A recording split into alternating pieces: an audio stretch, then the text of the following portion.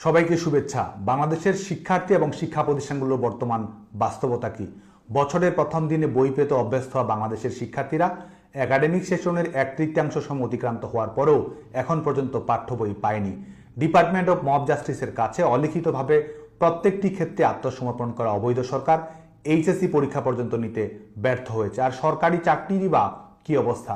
মেধাভিত্তিক নিয়োগ প্রক্রিয়ার জায়গায় এসেছে সুপারিশ ভিত্তিক নিয়োগ প্রক্রিয়া। বিসিএস পরীক্ষায় যারা সবচেয়ে ভালো ফলাফল অর্জন করেছে, এমনকি যাদের প্রশিক্ষণও হয়তো শেষ হয়েছে, তাদের নিয়োগ বাতিল করা হয়েছে রাজনৈতিক পরিচয়ের কারণে। বাংলাদেশে 5% জন সরকারি চাকরিতে যায়, বাকি 95 জনকেই বেসরকারি শিল্প এবং সেবা খাতে যেতে হয়। বর্তমানে বাংলাদেশের কলকারখানা পরিবেশ সম্পূর্ণ বিপর্যস্ত। দেশি বিদেশি বিনিয়োগ নেই, ব্যবসা বাণিজ্যের পরিবেশ নেই। তার মানে বাংলাদেশের অধিকাংশ তরুণ তরুণীদের লেখাপড়া শেষ করে বাধ্যতামূলক বেকার হওয়ার দিকে ধাবিত হতে হবে। কয়েক হাজার শিক্ষার্থীর সার্টিফিকেট বাতিল করা হয়েছে, বিভিন্ন মেয়াদী শাস্তির আওতায় নিয়ে আসা হয়েছে। কয়েক লাখ শিক্ষার্থী শিক্ষা প্রতিষ্ঠানে যেতে পারছে না।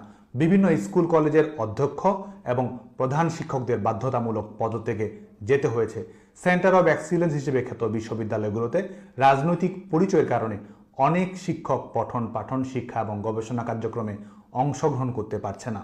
অপরদিকে যারা মায়ের কোল খালি করেছে, তারাই ইন্ডেমনিটি ঘোষণা করেছে তারা নিজেরাই নিজেদেরকে স্বঘোষিত উপদেষ্টা হিসেবে নিয়োগপ্রাপ্ত করেছে। কয়েক হাজার টাকার টিউশনি আজকে কয়েক শত কোটি টাকার নিয়োগ বাণিজ্যে পরিণত হয়েছে। মেধা না কোটা আজকে সুপারিশ বাস্তবতায় পরিণত হয়েছে।